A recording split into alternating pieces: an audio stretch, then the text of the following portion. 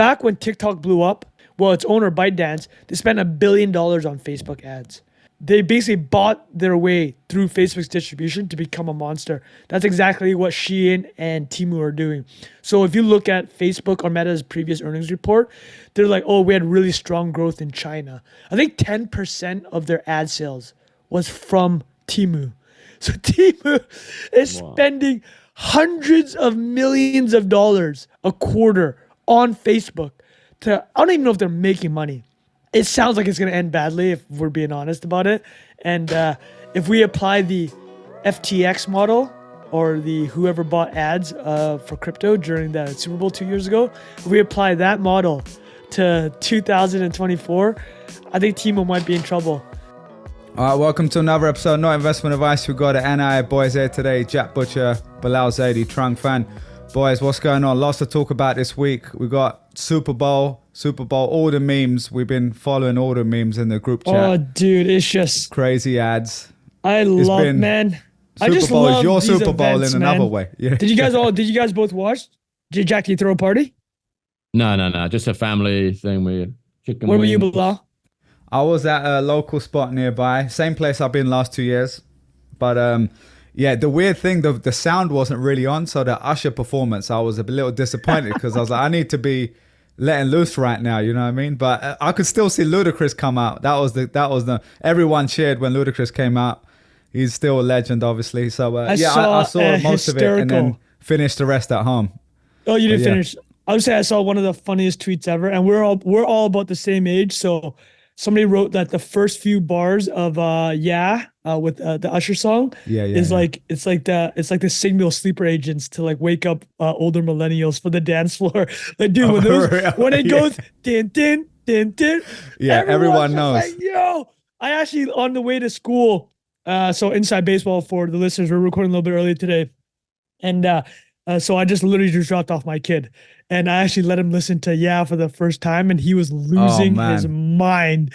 That's so funny. This is incredible. I'm like, That was like one of the top like repeated songs of all time. Must be like on the radio. It was like 4 months every day. It was dude, everywhere. when Jack rolled up to Ibiza after work on Friday at the factory, what song do you think was? Factory. What?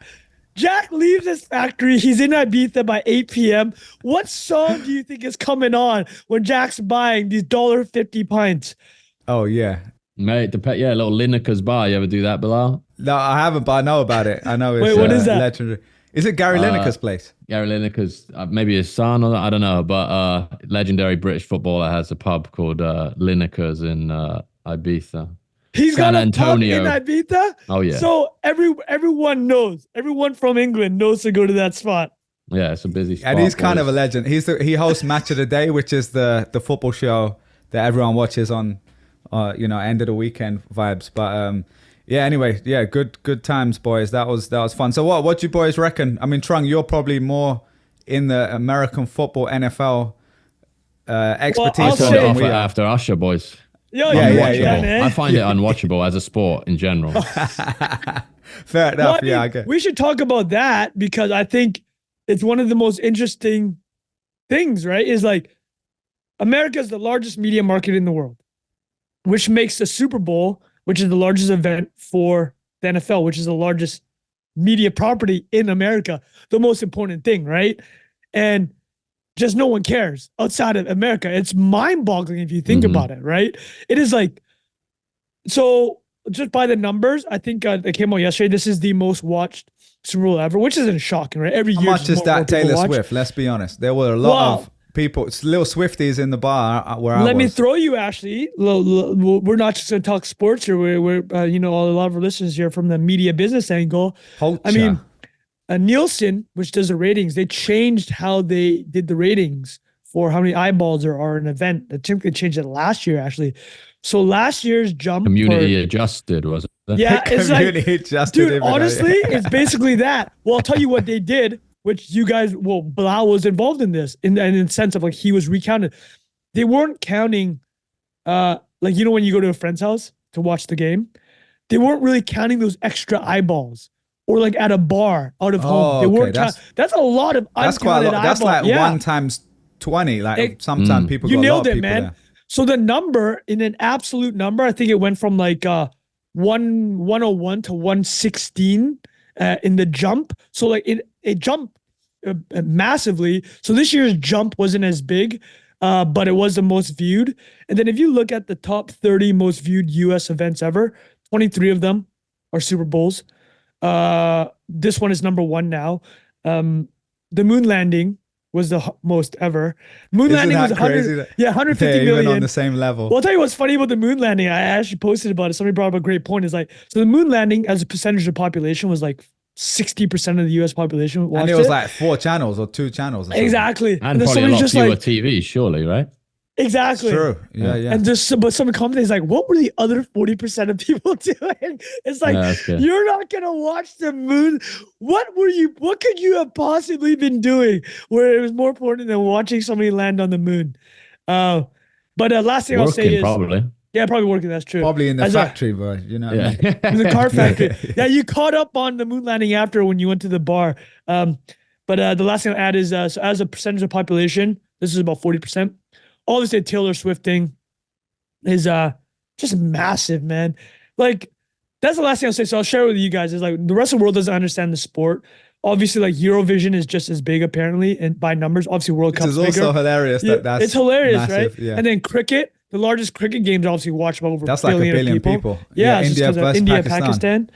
So I'll throw it to you guys. Like, how do you feel about the Super Bowl as like this event in a world with fewer and fewer events? Like, that's what I love about it. You knew people would be on their phones for 5 hours, memeing, right? So that's what I loved about it. Not even, I love that Trung, like that's what Trung goes to. Not, oh, people are going to be watching the Super Bowl with and their doing friends. like analysis. And you're like, no, they're going to be looking down. They're not even watching the game. They're just making memes fresh.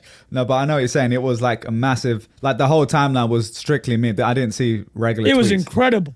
Yeah, wow, there were so many moments. So what do you guys think before we get into the memes? I'll give mine, but Jack, what about you? What's your opinion on it?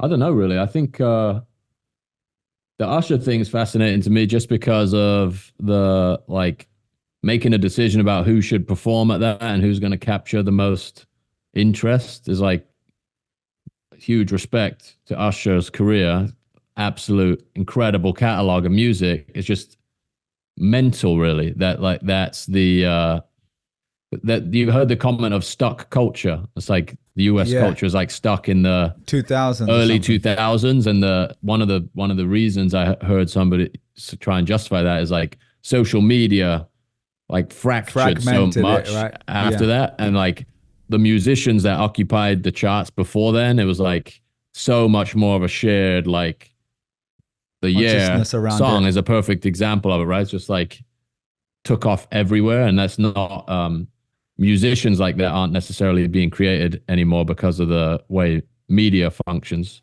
Maybe Taylor Swift, I don't know. Well, let's tie in a meme though, actually, to Jack's exact point. Have either of you guys ever heard a song by Ice Spice? Because there was a meme moment when Taylor Swift introduced Ice Spice to Jason to the Kelce. brother, right? Yeah, that was good. He like shook her hand. I've never heard one of the greatest. Like, I mean, I think Rafa just posted memes. There's so many good ones. Yeah, but I mean, the funniest one I saw was "Which Spice are you?" and then, no, to Jack's point, next year she's gonna have a Super Bowl commercial. No, exactly. They have to like play on from the year on. Before, well, let me ask you. So I've never heard. I could not name a single Ice Spice song. I've heard her name, but I don't know any songs either. Yeah. She's one of the biggest artists of that ilk, R&B level. Taylor Swift put her on, but I have no idea. But to Jack's exact point, isn't that pre-2010? It's crazy. Yeah. Sorry. But similarly, Jack, did you see the Grammys? What's his name? Killer Mike won Best Album or something. Who's a rapper that more of our generation would know. He's more like conscious rapper, old school, like actual lyricist. And all of the kind of younger culture, in air quotes, meme pages I follow, like on Instagram, the funny ones that are like music adjacent, they're all of their generation. Like if you're 25, you're like, who the hell's Killer? They were literally saying like, I've never even heard of this guy. And they're like, Travis Scott was robbed, Drake was robbed. Like that's, and it's like, if you think of like a little map of where things went, like I'm going to sound old, but my favorite rapper, as you guys know, is Nas, and like that Biggie, like the lyricism still funky with it, but then it just went into another world, which was just like the feeling of like listening to Travis Scott is a different feeling than listening to Nas or something, and that you're just vibing out there. You're like, you go to a concert and you've seen what happens at those concerts. They're wild. But so that's another similar thing here where so many people were just like, who the hell's Usher? But not like who the hell's is Usher, but like there were like videos of a dad watching it who's like our age and their kid, or like even a 45-year-old watching with a 15-year-old kid, and they're like, what the hell, this is terrible music. And then the parents are just like loving life sort of thing. So it is quite interesting how they did that. Also, I will say Usher, when he took his top off, oh my man's still doing it, bro. He's just a symbol, you know what I mean? But swole. I mean, that was the other funny joke to Bilal, but the shirtless Usher was right before that. He was dancing with Alicia Keys. That's what I was going to say. When he gripped up the waist. Was one of the funniest memes was about Swizz Beatz, who's Alicia Keys' husband. Yeah. Bro, the memes with the work husband. With the work husband, it's so good. It's like this how your work husband be looking after your wife at work and stuff like that. And he's that looking over her. And it's like, oh my God, man. There were so many good ones there. I really like this idea that Jack brought up about stuck culture, though. It is so true. I mean, it is true. Of course, the internet fragmented everything, social specifically. So if you made it big before 2010, you're set. You're effing set as like as James a product, Blunt, baby. Yeah, James Blunt, exactly. What? Everyone knows his banger tracks, right? And Track. It only takes one. Yeah. Wait, it's one track. Yeah. Let me prove. It only takes one. You're beautiful. What a legend. No, but think about the other ones. If you go to the top streamed artist, I'll actually tell you one who did break through recently is Bad Bunny. Bad Bunny has been the top streamed artist on Spanish market. Well, I'll tell you what's interesting. Bilal, you nailed it. The interesting point is that the Spanish market hadn't come out as on the internet until the last decade. So there are pockets of the internet where you rise up with it. Like I think Latin America, they have 500 million internet users. And obviously, I can't remember what the number was, something crazy. Either a quarter or a third of America now is half or a fully Latino. Something crazy, right? The numbers it's getting up there.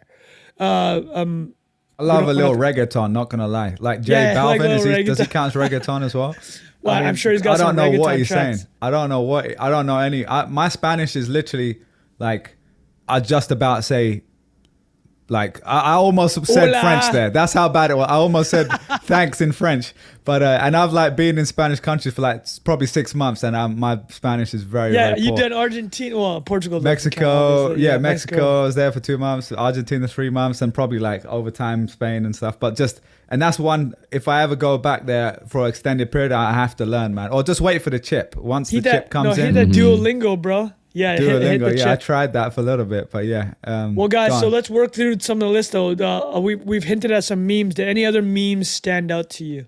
There was the work wife. There was the personal trainer version of that as well, but that's the same Liquidity image. Posted that. Yeah, that was really funny. Yeah. Any other favorites from you? I mean, obviously for audio listeners, the Temu ones. Well, we're gonna talk about the ads, but exactly. Oh my goodness, man! Because Temu did 2 ads, right? That was 4. 4.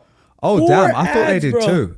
Oh, and remember, damn. so I don't know about Bilal. Were you gonna pull up the numbers? How much the 30-second spot? I've got it here. You had it's it, right? 7. Let me just pull up.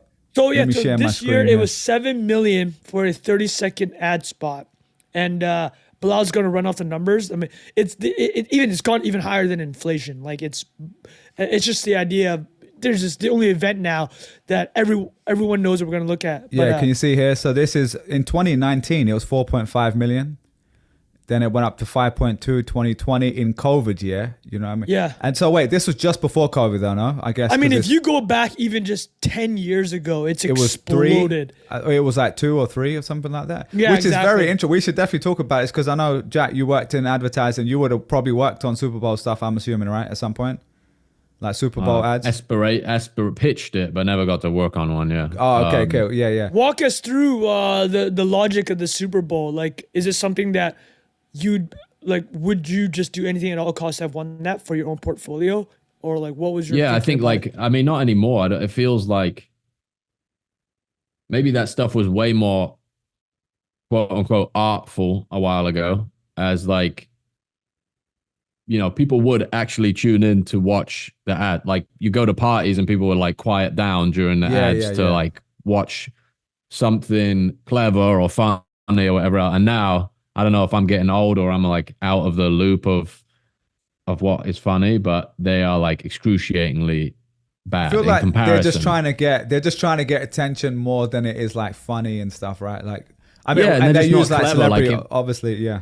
Yeah, it used to just be this like platform for like Very mega creative. creativity and like, oh, if you get that, like really push the boat out on like what you're gonna put out there. Like even last year we did a couple of them, right? It just seems like this year it was like void of all of that stuff. Like the FTX one was insanely good. The with what's the Larry his name? David one. That was Incredible. 2 years ago to confirm. 2 years that ago. was the post. That was the hype. And actually we're not going to talk about it too much, but Bitcoin hit 50K, which was a big milestone.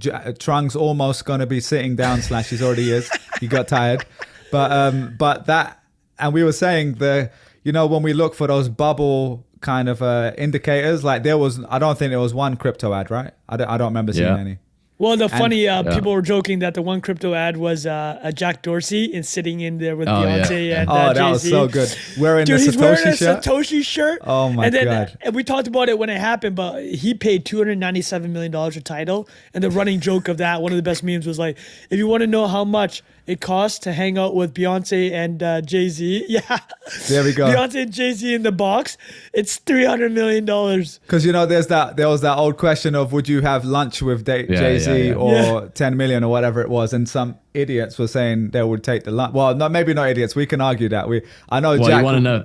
Go on, you want to know something funny? I have at Jack on Farcaster. I saw that. Yeah. I was getting tagged on yesterday.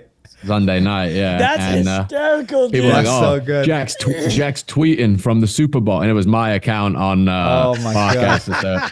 So that's people so good. Got confused with that, but well, man, I know that's Jack a good Butcher getting is happy Jack is to good. speak to Jack Dorsey no about doubt. that There account. we go. Pioneer of sound money. Pioneer sound money, incredible. Welcome on the podcast anytime. Oh yeah, exactly. If you want the at Jack handle, we might. I mean, I don't know if that's being given up by Jack ever, but as in our Jack. Anyway, but he yeah, wouldn't that like was it, man. definitely... It's Ethereum based protocol. So that's true. Actually, yeah, he's a bit of a no competition he's from a him Michael on that Saylor, front, bro. There's only one to rule them all. Yeah, that shirt was going hard. Not gonna lie, I definitely was trying to. That's a great shirt. Yeah. Because it's in this for people who are not watching, only listening. It's kind of in the style like the retro, the Nirvana style. face.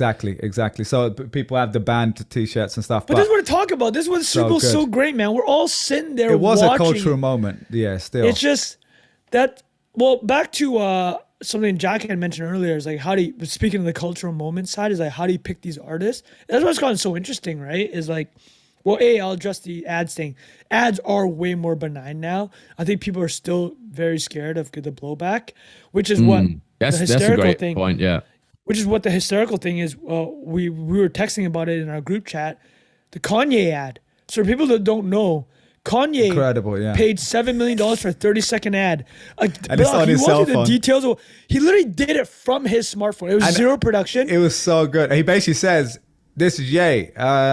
We spent $7 million on the spot, so we don't have any budget for the production, the actual creative, basically." And he's like, "But so Yeezy.com is live, $20 everything.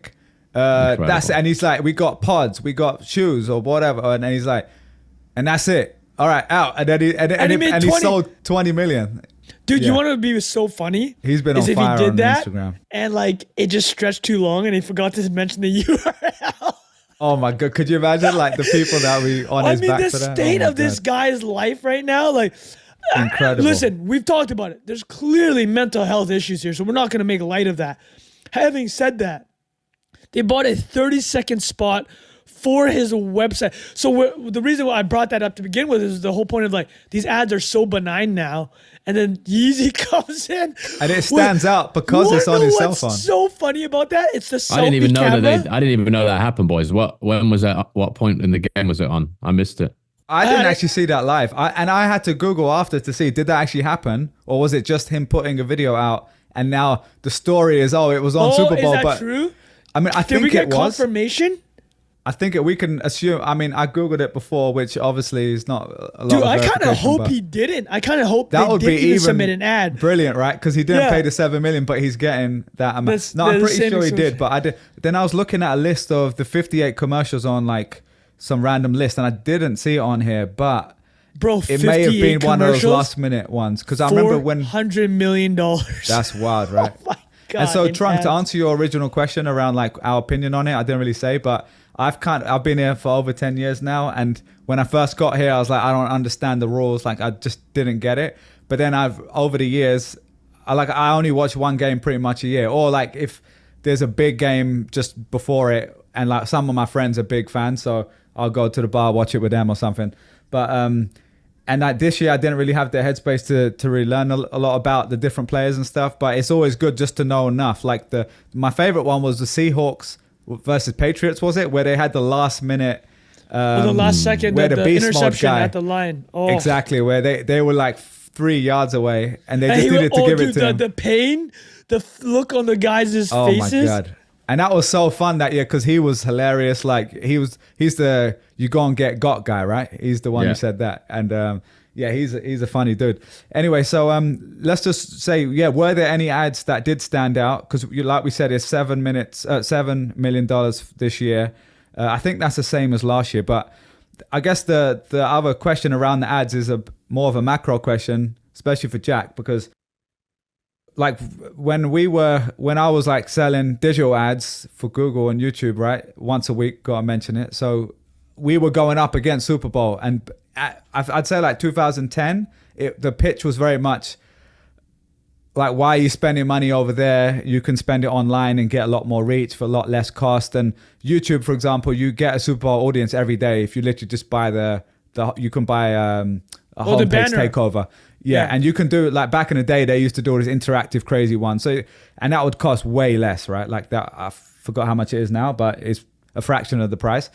And but then over the years, it got more sophisticated. It was more about extending that. So it was like, you're getting this big splash moment. Let's make sure when people like me today Googling, Super Bowl ads, I get to show up on YouTube, extend that out. And I remember there was one client.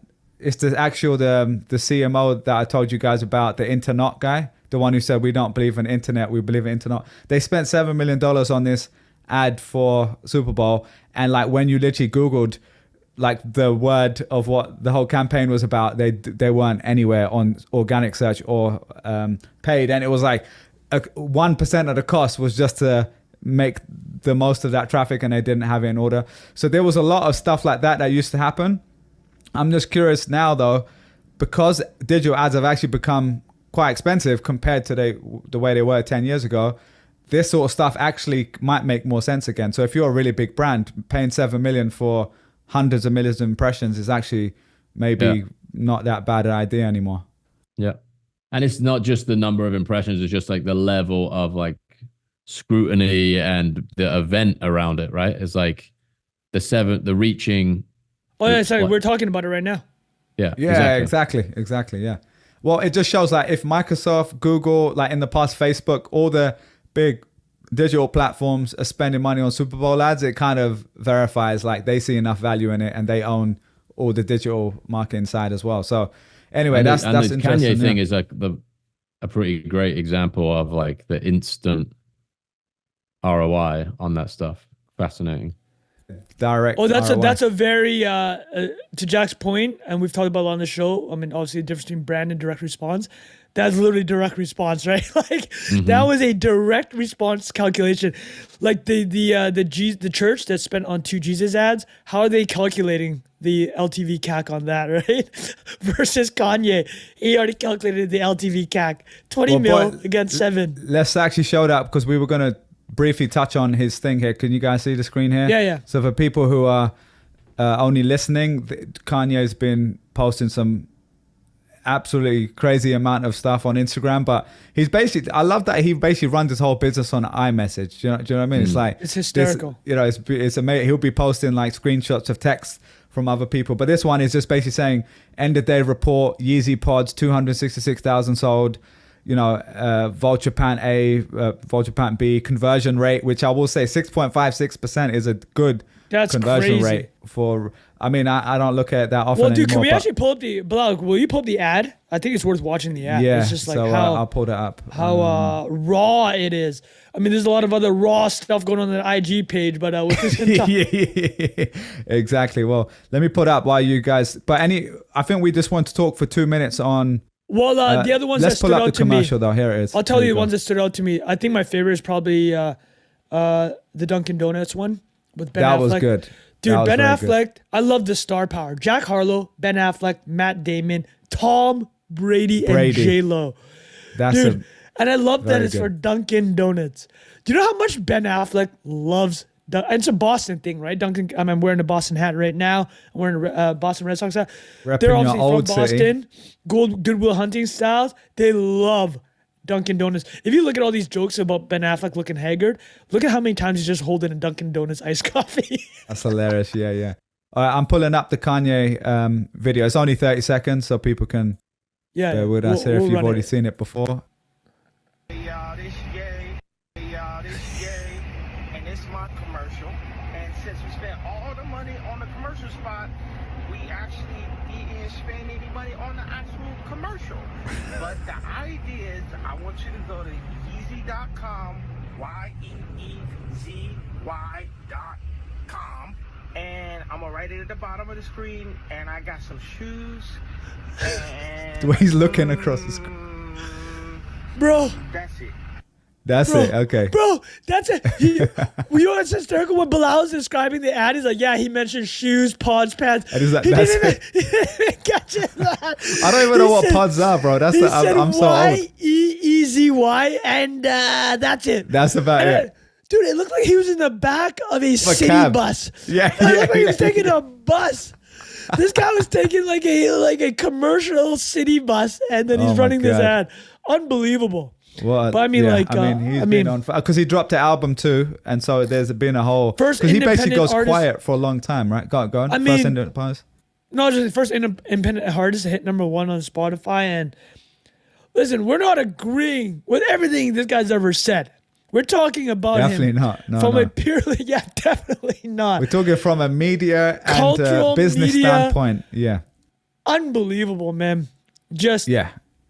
Well, I will say for people who didn't watch, he posted his girlfriend the same video 3 times. They're just walking in like the, I think they were in a club or something like dancing, and she's just wearing very provocative clothes. Well, they were clothes. at the Super Bowl. They were at the Super Bowl. And I think he posted the same video 3 different times on his timeline, and then he posted another video being like, everyone's complaining that I'm posting my wife 3 times. F you. You should post your wife 3 times. And it's like, oh my God, he really having his time again. Anyway, so we can move on from Super Bowl in a second. Do you guys have any more favorite ads? I'd say the Sarah V one I thought was great with Michael Cera, the actor from. I must have been watching the wrong stream or something because I didn't see any of this. All I had was like pharmaceutical. You were watching the pirated Canadian stream. You're streaming that, yeah. But the Sarah V with Michael Cera, I thought because it's a very boring product and an old brand, but they kind of found a way to laugh at it a little bit. And then the Uber Eats, I wouldn't say it was like genius, but they had some big people in there. David Beckham, Victoria Beckham, stars, Jennifer Aniston, David Schwimmer. Is that David Schwimmer? Ross from Friends. Both from Friends. Because it was all about forgetting, and it was them 2 together. So it was kind of, and then like David Beckham, Victoria, I think was sitting in the Rolls Royce room, like that meme. Oh, so that's it was, the joke. I think so. It seemed like it in their house or something. So yeah, pretty funny, man. I think there was. What about one more ad that I wanted to mention was, Christopher Walken had a good BMW ad. The Michael Cera one, to Bilal's point, which is hysterical, is you take a pretty boring brand and like stick like Michael Cera, His comedian. name, Obviously, his name. That's like when Michael Bublé started endorsing bubbly water. And I'm like, exactly. Genius. Yeah, it's perfect alignment. We just need to get James Blunt to be shilling some blunts, working with Snoop Dogg on one of his products. So that last one we should really talk about is Temu or whatever, TEMU. So they had 4 spots, you said. Yeah, they had 4 spots. Is that a record? Man. I don't know if it's a record, but that's a lot. That's a lot of money. Well, dude, you guys are advertising or from the advertising biz. Imagine, can you walk me through the logic of that? Running. Yes, it's the rule of 7 we've talked about, right? Have we talked about that? Like the rule of 7 is, again, kind of an old advertising thing. Jack, correct me if I'm wrong. Where someone needs to see your brand 7 times to notice. And like you'll see a billboard, you'll see it on a taxi, you'll see a TV commercial, you'll see a banner ad, and normally it can take multiple times, but it's normally spread over a few days or a week, not like in one sitting. In one quarter. Yeah. And they're just like the joke though was like there was budget left over, and they were like, we need to spend it on something, because that's enough. Jack, you must have seen that, right? Like they're like at the end of the year, and it's like December 24th, and they're like, well, let's just roll out the rest of the budget for the year. Is the joke that if you don't spend that budget, they cut it for next year? Yeah, like because some companies, they just cut it because the way their budgets work. Oh, wow. You didn't have to use all that money? We apportioned you way too much. Yeah. Well, also, Trung, the funny thing is if you're in ad sales, that's when you're, making sure there was some sort of soft pitch to claim that you had something to do with it. Because you're like, wait a minute, how did so-and-so Nike spend so much more? And you're like, oh, yeah, we've been pitching them for 9 months about this end-of-year special. And then, obviously, that's exaggeration. But well, let me actually tee up a really good meme before we kind of end up on this this Super Bowl talk. This one's hysterical, man. Chris, our boy, the friend of the show, never actually been on, but like friend of the pod. But Chris Bakke, hysterical. He's got that photo of Roman Roy when he actually sent his dad a dick pic, and it goes, Monday morning emergency leadership meeting with the senior director of marketing at Temu, who's supposed to wire $8 million for one Super Bowl ad, but accidentally wired $80 million for 10 hats. Oh, that's incredible. Actually, let's pin this with the Temu conversation though. So for people that don't know, Temu is the shopping ad for it's like Shein. You're basically connected to a bunch of manufacturers in China at dirt cheap drop prices. Shipping, basically, right? It's like Zara or H&M fast fashion meets Chinese industrial manufacturing. Alibaba Express, basically. Like the pace, right? They have new clothes every single day that they will ship to you, and it costs 10% of what you'd pay, right? Or a third of what you pay at Zara and H&M, which are already cheap. It's like Primark prices, but for directly to your door or something like that. Or Winners, or what else is popular. Well, anyways, people get the point. It's cheap Chinese manufactured clothing on trendy trends, I guess, fashion trends. But is their tagline "Shop like billionaires" or is that someone else? Yeah, shop like billionaires. Wait, that's hilarious. That's the funniest thing. Like, how are they claiming that? So that the other hysterical verified. tweet I saw was, this Temu ad looks like they bought it off of Temu. Oh, that's so good. Yeah. No, but here's the thing about Temu that people may not know. I think Temu's market cap now, it's owned by PDD, a Chinese conglomerate or e-com company. Let me see PDD market cap. So we talked about it on this show, but PDD is a $170 billion company. But back when TikTok blew up, so between 2019 and call it over COVID, TikTok went parabolic, right? Well, its owner, ByteDance, they spent $1 billion on Facebook ads. So they basically bought their way through Facebook's distribution to become a monster. That's exactly what Shein and Temu are doing. So if you look at Facebook or Meta's previous earnings report, they're like, oh, we had really strong growth in China. I think 10% of their ad sales was from Temu. So Temu is spending hundreds of millions of dollars a quarter on Facebook. I don't even know if they're making money, but they're doing basically the TikTok version of fast fashion. It sounds like it's going to end badly if we're being honest about it. And if we apply the FTX model or the whoever bought ads for crypto during the Super Bowl 2 years ago, if we apply that model to 2024, I think Temu might be in trouble. The other one that people called out was Anthropic, the OpenAI competitor, for doing a 30-second spot. They're like, they got nothing better to do with that money. So that was the other. I think that Microsoft did a Copilot one as well. Sorry, go on. Oh yeah, they did. There's some absolutely unbelievable products on Temu, boys. Can you share screen? Let's share the screen. I need to see this. Wait. That's amazing. Unique basketball gift idea. Perfect for birthdays. You know, this is straight up SEO like search based title, right? Like this is like Bilal eBay title. It's like perfect gift for birthdays, anniversaries, Christmas. Includes pump. They're beautiful. Wow, so this is unbelievable. So people that are watching right now are listening. Wait, close. There's a poem on here. Wait, there's a basketball for someone's son with a poem. This is beautiful. The name of this product is a special basketball to show your son love. Perfect. That is so good. The SEO hacking is out Look at this little kid.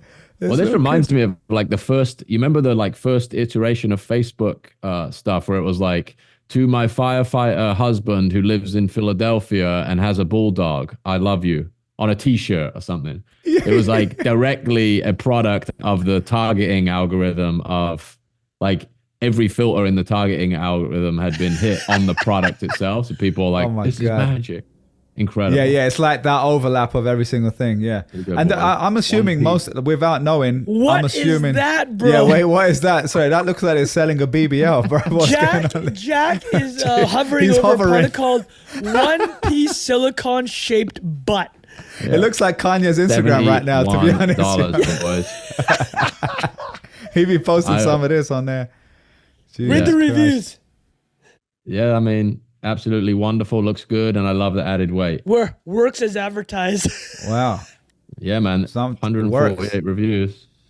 It must be an affiliate code set up on this, boys. Man. Beautiful. Yeah, we should. Yeah. Temu, send us the bag. Temu, hit us up. We're ready for that bag. I will say, it looks like to me, without knowing anything about Temu, it looks like basically AI generated products, images, descriptions, like algorithmically at least, and then pictures, and then like once it's sold, they're like, oh, now we're going to make this product and send it because it's like custom printing or something. I don't know, because how many people are buying? I mean, someone is buying that thing for the son, but it's like, you know how on ads, a lot of D2C, direct to consumer retail brands, they basically, their bread and butter, 95% of their business is just being good at Facebook ads, pretty much. Yeah, right? That's true. And it's like testing 1,000 different iterations of creative ad techs.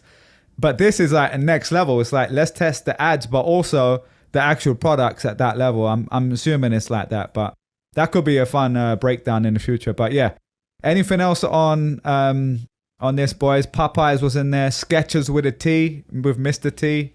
Used to work with them. I got to watch all of these, boys. Bad. I'm sorry, I gave some misinformation at the beginning. I didn't see one good ad. No, it didn't hold your attention enough. So that's enough of an insight in itself. And the last thing, Trung, I will say, as much as I joke about, I know you hate this, it's not even a joke. It's like how, obviously, I'm a big soccer fan, and I call it armball, obviously. But I have to say, it really grew on me over the years. And like for the actual Super Bowl, I do enjoy it enough to follow the game. But it is the complete opposite of like sports that we watch. There was actually a great like Scottish guy.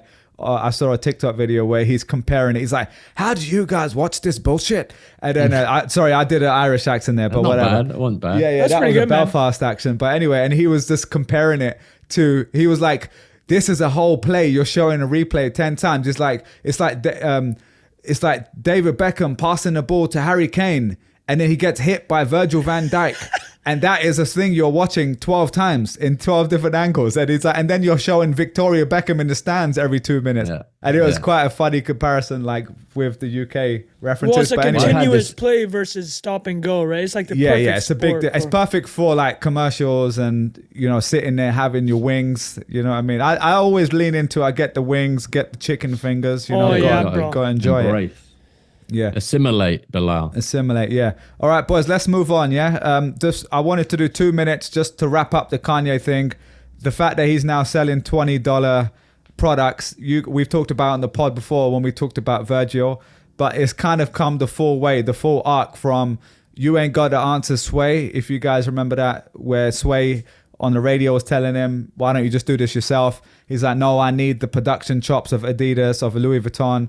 Then he went high end and he worked, did Fendi, all that stuff. He worked very high end, so people knew he had his fashion chops. Then he went Nike, had a falling out with them, obviously blew up the Yeezy stuff, went to Adidas, smashed it there, but then blew that up. There's a common thread here. Went to partner with Gap. And I think Balenciaga, they were going to do like a 3-way, like high-end designs at Gap price. And his whole thing was, I want to sell this at $20. He's been saying that for a long time. Well, he's got the Gap line, right? Like he has that from the Yeah, rap I wasn't verse. sure what the final verdict was with that. But anyway, so this is kind of like the comments are people like, oh, he said he's going to do this and he's actually done it. So you got to, he says a lot of wild stuff and stuff I don't agree with. But from a business point of view, you got to kind of appreciate that arc coming full circle. I agree. All right, boys. Anything else on that? There was, Trung, you'd mentioned the Super Sports app. Did you want to talk about that or what? Yeah, that's an interesting one, actually. Because it's related, yeah. ESPN, Fox, Warner. What's going on there? I don't know if you guys saw this, because I think all of us are kind of in the same boat. I mean, I believe, Bilal, you don't have cable, right? No, I'm a cord Jack, cutter. you're a cord cutter. Jack, do you have cable? No, I've got Fubo I pay for just to get. Oh, you pay for Fubo? Okay, neither of us actually have cable. So I log in. I do log in to NBC and stuff using a cable login though. So, but is that your parents? I got Peacock, Fubo, I can't Hulu, confirm or deny, but yeah. All of this, boys. No, so we're doing password swapping. So I actually paid $20 to watch Super Bowl because I don't have cable. And you obviously remember 2 weeks ago, Peacock, which is owned by NBC, did that experiment, right? They had speaking of a meme day, that was a wild meme day. The joke on that day was everybody had to download the Peacock app. And the memes of the boomers like spending hours trying to figure out how to do it. What was that for again? 3 playoff rounds ago in NFL, you had to download Peacock. So they had I think they had 30 or 20 million downloads, which is like pretty significant. But obviously a ton of churn. Next year, Amazon will do it. Just like an exclusive football game where everybody will have to download that app. The NBC paid $100 million for that game. I think Amazon will be the same. But the idea, so I'll just pitch you guys more businessy stuff. It doesn't have to be American sports. So this sports app, which we've talked about briefly on this show, is like the cable bundle is going the way of doo-doo. All three of us are out of the cable bundle. We're out, right? And the cable bundle, for people that may not know, was one of the greatest business inventions ever. It was like you had 100 million households in America. They're all subscribed to the cable bundle, and they're all paying whatever, like $100 a year essentially. And all that money is everybody's eating. No one's really complaining. And the amount of money you could get for having a good piece of that cable bundle was like, if you had a sports piece, you get paid out the ass, right? I think ESPN, Disney was making $9 a subscriber versus maybe say $1 for HGTV. So this is where you get all these crazy useless shows, by the way. It's like the more shows you could roll up and offer into the cable bundle, the bigger piece of that pie you'd get. But obviously, that cable bundle has gone from 100 million subscribers down to 60 to 70 mil. And you just extrapolate it out to the future, right? It's going to go down. Everybody's going to want over-the-top streaming. Well, you know what's interesting is like, isn't the X subscriber payout basically like the starting that from scratch? What do you mean? Basically, the surface area of content you're creating for the network, you are getting. Oh, that piece of the pie. Yeah. It is. You're right. And I mean, the reason I'll never even approximate is because of the live sports, right? It's like the people willing to pay for live sports is just insane. So like this package that's being offered, it's ESPN, Fox, and Warner Brothers. So they own about 55% of all the sports rights. So this is the balancing act they have. And it's funny because they're trying to woo guys like us. They want us to pay, guys like you, me, and Jack, that maybe don't watch religiously, but will want to watch these event sports. They want us to pay about $30 a month. I'm not going to do it. But can they capture enough of that? And they have to price it in such a way that it doesn't cannibalize the cable business, which is still a cash cow. So it's a very interesting dilemma they have. So from a business standpoint, people that enjoy that, this is something to watch. The app will come out in fall. It hasn't been announced a name yet, but the best comparable thing is Hulu, which is owned by Comcast, Disney. A bunch of these guys tried to go together. The new streaming because they've got the bundle of Hulu, Disney, and ESPN, I guess, right? Exactly. They're trying ESPN to like Plus or something. redo the bundle. And the joke is that they're just recreating the cable bundle for over the Yeah, top. it's like bundling, unbundling. But if you're like a tech business podcast listener, you've heard that phrase, bundling, unbundling. There's only two ways to make money, bundling and unbundling. Exactly. And now it's kind of going back, it just goes in cycles. So yeah, very interesting. I mean, yeah, I guess the other question is, for certain sports, like for me, I think a lot about the Premier League, obviously. So the Premier League now is the most, lucrative football, English football league, but around the world, all the money's gone to it with the TV rights. So now all the English teams get way more money than the Italian league, Spanish league. So all Do you pay for it? No. So that here in the US, you can watch on NBC. So that one I watch here on NBC. But then it used to be you could watch every single game on NBC when I moved there 10 years ago. Now it's like you need Peacock, you need NBC. Sometimes it's like some of the domestic games on ESPN. Champions League might be on CBS or something. So I find my way around that, which we can't talk about on the pod, but you can figure that out. And so, no, most of the time I do honestly watch it on the cable NBC, because I also, so that's how I watch it. But in the UK, they've got Sky Sports, they've got BT Sports, which is now called something else. There's a few, but I've always just been like, I don't even need to watch all the other games. Like personally, I just want to watch Arsenal pretty much. And like if they had a direct thing that I could pay them directly, there's no margin for them. I always was curious to understand if that could ever be a viable business model for them. And I think like with a long enough time horizon, it could, but the truth is like there's so many people who just are, 55, 65, want to watch it on Sky Sports on TV. They're watching it at the pub and the pub doesn't want to figure out how to do, have to get one for each team. To a single team, yeah. And then you've got all the other side, the cable networks, Sky Sports selling, all the ads and the ad sales infrastructure they got. So I do think there's a reason why it's still going to have these three parties involved. But I think like the NBA, I think does a better job of this, right? Like they have NBA Pass, I think, where can you subscribe League to Pass, that one yeah. team? League Pass and stuff Everything like except the only thing that's gated is if your VPN is for the local game. Got it. It's Okay. quite good. Yeah. That's and then and just from like our world, internet world, right? Like going direct to consumer subscription model, add in all the extra bonuses. It's the Patreon model of podcasts, right? Like give them extra stuff, give them less ads, give them behind the scenes content, Make them feel special.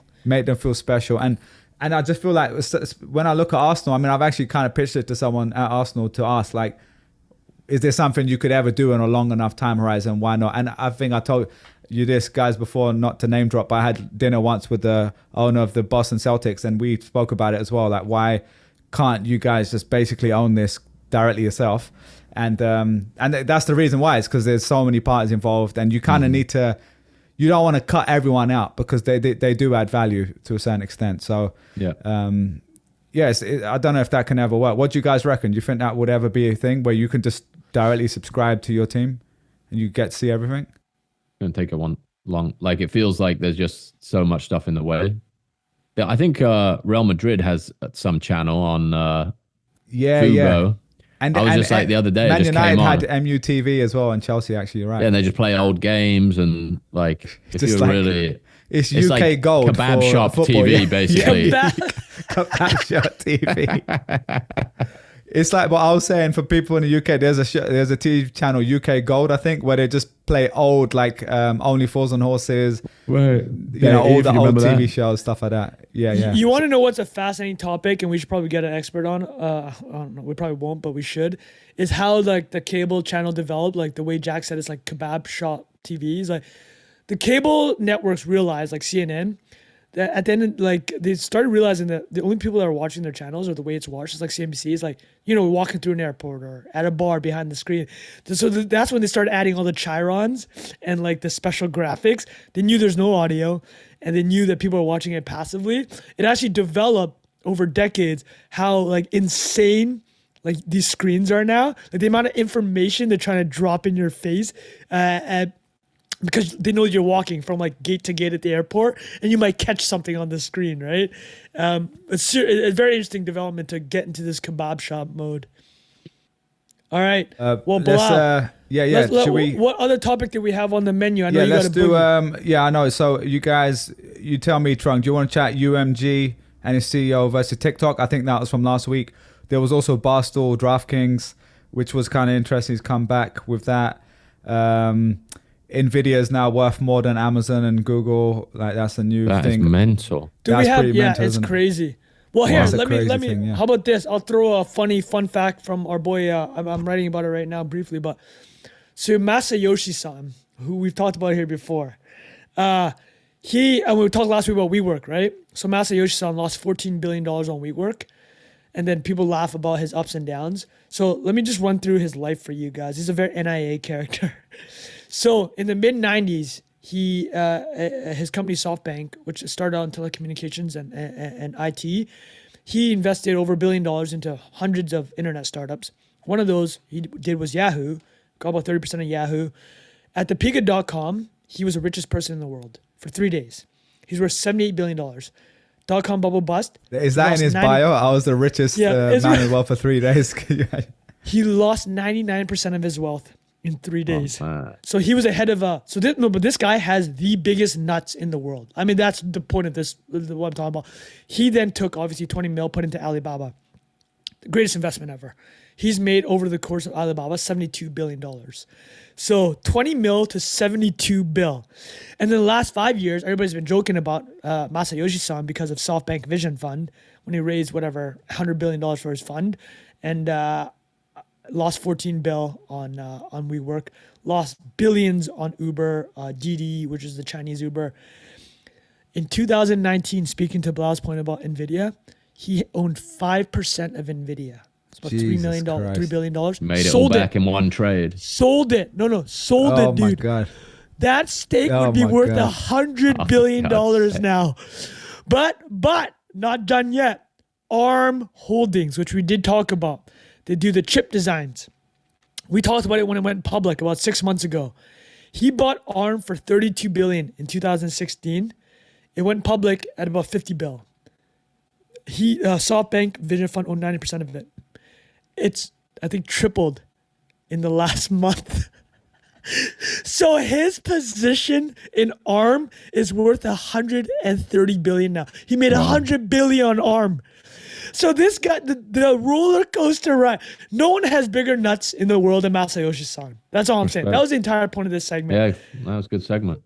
Do you reckon, Trunk and Jack, do you reckon, because I saw a tweet from, what's his name, the Nomad List guy, Peter Levels, who's obviously very big in the AI world. Like, he's sharing his stuff. He's building all this stuff in AI. And even he was saying this feels a little bit like crypto bubble in terms of valuations, not the company. Obviously, the company is in hot demand, but the valuation of it getting to that level of was it fourth biggest company in the world now? It's like Apple, Microsoft. Oh, NVIDIA, Microsoft. It's crazy. I mean, Saudi Aramco, if you include them, is like 3 probably. And then these guys probably taking the spot. I think Saudi Aramco is number 1, if you know what I'm saying. Yeah. They got that side money, Well, I mean, they got that reserves. Yeah, so... But yeah, they're not getting an NVIDIA PE ratio, that's for sure. You know what I mean? They got that real profit. Well, ARM, we're joking about Masa, so his PE ratio is double that of NVIDIA. But they also own 90% of the company, so there's only 10% float, so who knows what chicanery is going on. But this was the Masayoshi-san segment. Why don't we end with this? Do you have any shillvilles? Anything to shill? Bilal, anything to shill? Jack? No, man. MicroStrategy is now a Bitcoin development company. Yeah. What? I saw that, yeah. Yeah, he said absolutely that on CNBC not investment today. advice, though. Yeah. But I saw they posted that, yeah. Clever pivot. It was basically that already. It was basically a Bitcoin hedge fund by the point. I love that they didn't pivot until it was 50K. They didn't pivot at 69K. Yeah. Man, incredible. By the way, I think the CEO is Vietnamese guy. So listen, Vietnamese CEO of MicroStrategy. We had the former CEO on here. You can check the chain, May 2022. Yeah. Last time we had another CEO on that shit went real well. So the FTX. If you want to come on, we will create Jack will create a special a trailer for you. Yeah, I will. Oh my God! By the way, we ain't getting him back on, boys. So it was good that we did it when we did. Oh yeah, that was amazing. I will say Jack put the most incredible trailer out And I'll say if we've probably not doing it, but if we ever did do a Patreon style behind the scenes, Jack, that's one of the big characters. Version 1. Jack, hold on. Version 1. Jack made one. Jack which Trung had to veto. Larry David curb your, because I was the one that's tweeting it out. I know. No, I completely agree. Some people that don't know, that. Jack did like a Curb Your Enthusiasm caliber thriller. Like Michael Saylor said something about, I think he said the US dollar will lose 99.9% of its value. Yeah, over and all of us are like, and like, our reactions it was like straight out of Curb Your Enthusiasm. But it was like extended. It was extended. I want to say this. Let's end on this. Is hysterical run, boys. What it like. That was one of the funniest. Yeah, we set up a Patreon. If listeners, if you want to see the trailer that Jack made, we'll set up a Patreon. If we get enough messages about this, we might. Yeah. Probably not. Probably not. But that was one of the highlights of doing this for sure. let me end on this because about to go. The funniest comment from when we had Michael Saylor on was this. The funniest comment on the video was, "Wow." He's really desperate now. He's going on to this tiny little podcast. That was so good. With 4,000 subs. Oh my God. You have to remember. There was another one there that said, I wake up every day and I type Michael Saylor's name into YouTube. Yeah. I think that's still on there. Rafa, you might be able to find that because that was on the original YouTube video. This is the last thing we will say though. I remember those years because Jack was fully in that mode. Jack was telling me and Bilal, like, you have to watch this What Is Money series. You guys have to do it. So basically, one of the best podcasts of all time. That comment about Google searching YouTube for Michael Saylor comment was just looking for more of that dopamine hit for reaffirming your conviction in We're not back to it yet, boys. That means there's a gap in the frothiness. So until Coinbase is #1 on the App Store, boys. Exactly. That's the indicator. I mean, I'd be curious to hear people's other indicators. Mine was text messages in those old dormant crypto WhatsApp groups. It's like literally last week when it hit, or like a few days ago when it hit 50K, the ping was just like, bonjour. Someone wrote bonjour in the Bitcoin group. The Toad group came to life. I think George Mack, our boy, just said something like maybe a few weeks ago in there, just be like, oh, stuff's popping off. But anyway, great to chat, boys. Appreciate that. And let us know what you guys thought of that, how your Super Bowl was, and we will see you guys next week. Send us your favorite memes and moments. Anyways, not investment advice. That was a fun one. All right, cheers, boys.